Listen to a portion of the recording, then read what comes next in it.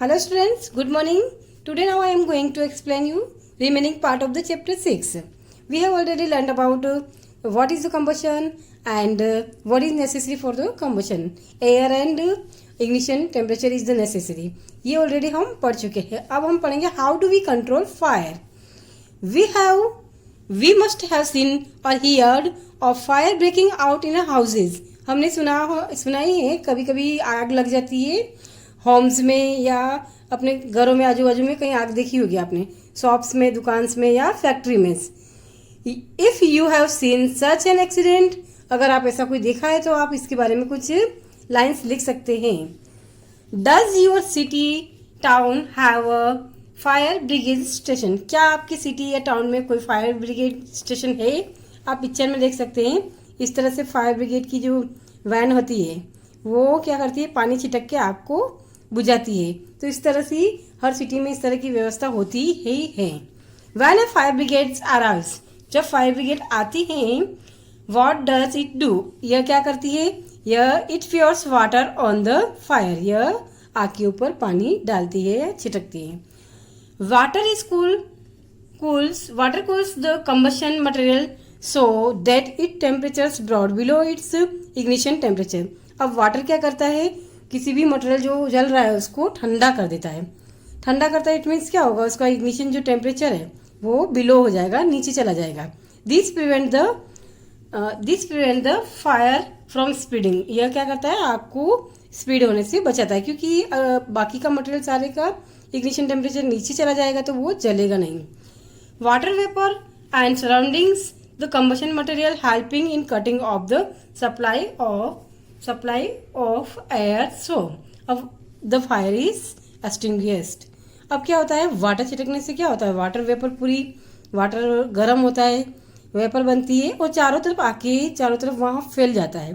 और फैल जाने से क्या होगा, तो वहाँ पे एयर की सप्लाई कट ऑफ हो जाएगी, वहाँ जल्दी से एयर वहाँ आ नहीं पाएगी. उस वजह से क्या होगा, फायर एक्सटिंग्विश हो जाएगी, फायर बुझ जाएगी. You have learn that there are 3 essential requirement for the producing fire. अब यहाँ पे 3 रिक्वायरमेंट जरूरी है जो फायर को प्रोड्यूस करती है. Can you list this requirements, क्या इनको आप लिस्ट आउट कर सकते हो? एक्चुअली 3 थिंग्स होती है. पहला सब्सटेंस फ्यूल होना जरूरी है, दूसरा एयर जो हमने पढ़ा, तीसरा ignition temperature. 3 are fuels, airs and heat. Temperature of the fuel beyond the ignition temperature, fire can be controlled by removing one or more of these requirement. In 3 requirement में से एयर, जो मैंने बताया, fuel होना चाहिए, air होनी चाहिए और टेम्परेचर, हीट जो टेम्परेचर, इग्निशन टेम्परेचर. इन 3 रिक्वायरमेंट से अगर एक को भी कट कर दी जाए या एक को भी यहाँ से हटा दिया जाए तो क्या होगा, फायर अपनी बंद हो जाएगी. Fire can be control by removing one और मोर of these requirements. The job of a fire extinguisher is to cut off the supply of air. Actually वो क्या करते हैं, जो फायर एक्सटिंग्विशर वाले होते हैं वो एक्चुअली एयर की सप्लाई को कट कर देते हैं, और to bring down the temperature of the fuel और बोथ. तो कभी कभी दोनों काम होता है. एक्चुअली वाटर छिटकने से एयर कट ऑफ हो जाती है प्लस इग्निशन टेम्परेचर भी डाउन हो जाता है. तो इस तरह से दोनों रिक्वायरमेंट हट जाती है तो फायर ऑटोमेटिक ही बुझ जाती है. Notice that the fuel in most cases can not be eliminated. If for instance a building catches fire the whole building is a fuel.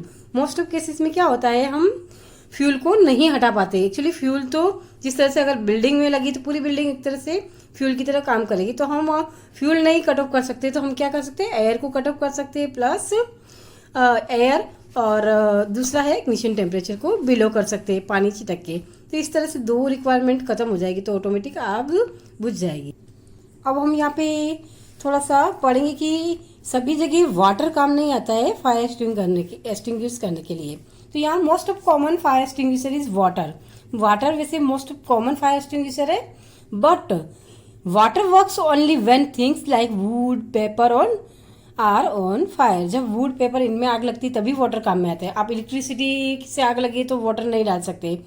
Plus oil वगैरह में अगर आग लगती है तो आप वाटर यूज़ नहीं कर सकते वहाँ पे, वाटर से वो फायर बुझेगी नहीं, क्योंकि एक्चुअली वाटर हैवी होता है तो वाटर नीचे की तरफ चला जाएगा और ऑयल की लेयर ऊपर आ जाएगी, तो वो कंटिन्यू फायर में फायर होती रहेगी, जलती रहेगी। तो इस तरह से हम नहीं बुझा सकते। If electrical equipment is on fire water में कंडक्ट इलेक्ट्रिसिटी।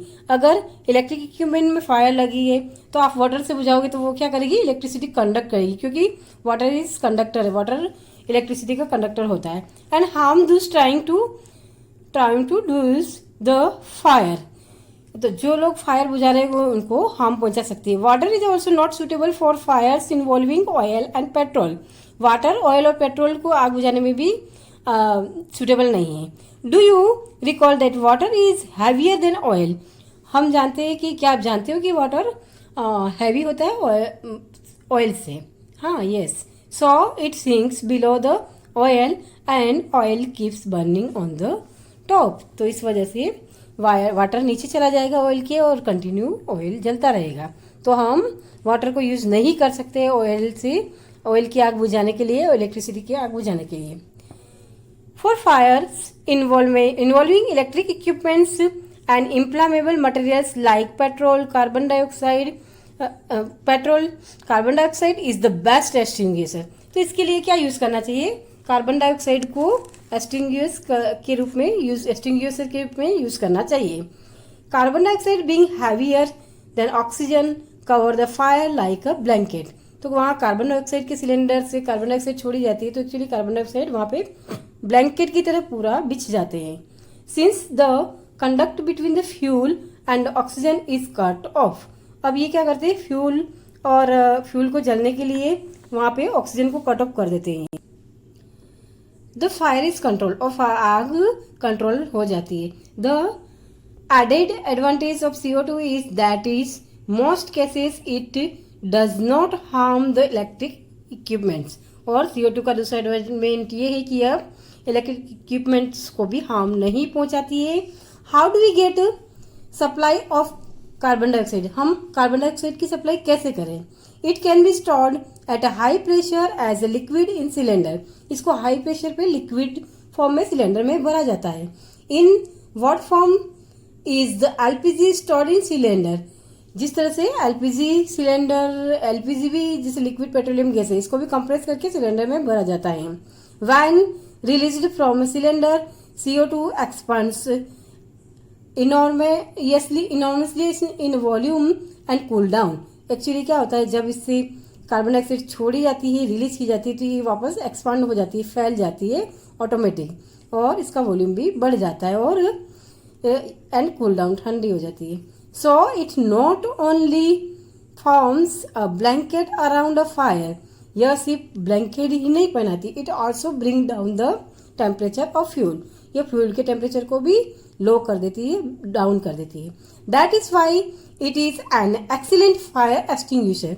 इसलिए इसको एक्सीलेंट फायर एक्सटिंग्विशर माना जाता है।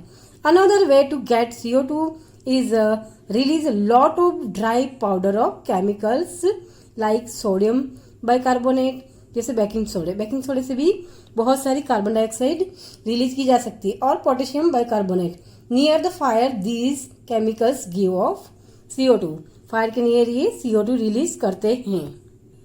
अब हमारा यहाँ नेक्स्ट पॉइंट है टाइप ऑफ कंबशन। अब यहाँ कंबशन के टाइप्स हम पढ़ेंगे। Bring a burning match stick और gas lighter near a gas stove in a kitchen. Kitchen में आपको bring burning match stick, match जलती हुई मैच स्टिक को गैस के या नियर ले जाना है। गैस लाइटर नियर गैस, या तो लाइटर को या मैच स्टिक को स्टोव के नियर ले जाना है किचन के अंदर। Turn on the knob of the gas stove, और नॉब को आप चालू करना है। व्हाट डू यू ऑब्जर्व, आप क्या देखेंगे? एक्चुअली क्या होगा, वहाँ पे गैस बर्न होना शुरू हो जाएगा। We find that gas burn rapidly and produce heat and light. वहाँ तेजी से हमारा गैस बर्न होने लगती है और हीट और लाइट प्रोड्यूस होती है। Such combustion is known as rapid combustion. इस तरह से कंबशन को हम बोलते हैं रैपिड कंबशन। जो फास्टली होते हैं उनको rapid actually. There are substances like phosphorus which burn in air at room temperature। Phosphorus एक इस तरह का पदार्थ है जो रूम टेम्परेचर पर भी बर्न हो जाता है, क्योंकि उसका इग्निशन टेम्परेचर बिलो होता है इसलिए। The type of combustion in which a material suddenly Burns burst into flame. Actually अचानक से एकदम से फ्लेम में ब्रस्ट हो जाता है, फट से फ्लेम निकलने लगती है without the application of any apparent causes cause is called spontaneous combustion. तो इस तरह की जो कंबशन होता है जिसके अंदर मटेरियल सडनली अचानक से burst into the flame, flame अचानक से उसमें निकल जाती है किसी भी without the application of any apparent, बिना कुछ एकदम से दिखे एकदम से आग शुरू हो जाती है। Cause is called spontaneous combustion, जिसको हम बोलते हैं स्पॉन्टेनियस कंबशन। यहाँ पे हमने रैपिड कंबशन देखा जिसमें rapidly heat and light produce होती है, फिर देखा अपने स्पॉन्टेनियस कंबशन जिसमें सडनली फ्लेम ब्रस्ट होती है। तीसरा है हमारा explosions. We generally have fireworks on a festival days. When a crackers is ignited, a sudden reaction take place with the evolution of heat. Actually जब भी हम फेस्टिवल कुछ होता है तो फायर क्रैकर्स को इग्नाइट करते हैं, जलाते हैं, तो सडनली अचानक रिएक्शन होती है और उसमें क्या होता है, अचानक से हीट इवॉल्व होती है, बहुत ज़्यादा हीट इवॉल्व होती है, लाइट निकलती है और साउंड निकलता है। Heat, light and sound. A large amount of gas formed in the reaction is liberated, और बहुत सारी अमाउंट में गैस लिबरेट होती है, निकलती है gas. Such A reaction is called explosion. अचानक से ये सारा चीजें होता है, एक साथ होती है सारी, हीट, लाइट, साउंड और गैस निकलना, तो इसको हम बोलते हैं एक्सप्लोजन, जो कुछ ही क्षणों में एक साथ सारा ये होता है पूरा procedure. Explosion can take place if pressure is applied on the cracker. अगर जो फायर क्रैकर्स है उन पे प्रेशर अप्लाइड किया जाए तो ये एक्सप्लोजन होता है, यानी कि जब उसको हल्का सा भी फ्लेम पास में ले जाएंगे तो उससे हीट मिलेगी और एकदम से ब्रस्ट हो जाएगा। तो हमने यहाँ पे आज पढ़ा है type of combustion. Type of combustion में फर्स्ट रैपिड कंबशन, दूसरा है स्पॉन्टेनियस कंबशन और तीसरा एक्सप्लोजन। अब नेक्स्ट है फ्लेम, जो मैं आपको अपने नेक्स्ट लेक्चर में समझाऊंगी। आज के लिए इतना ही। Goodbye, have a nice day.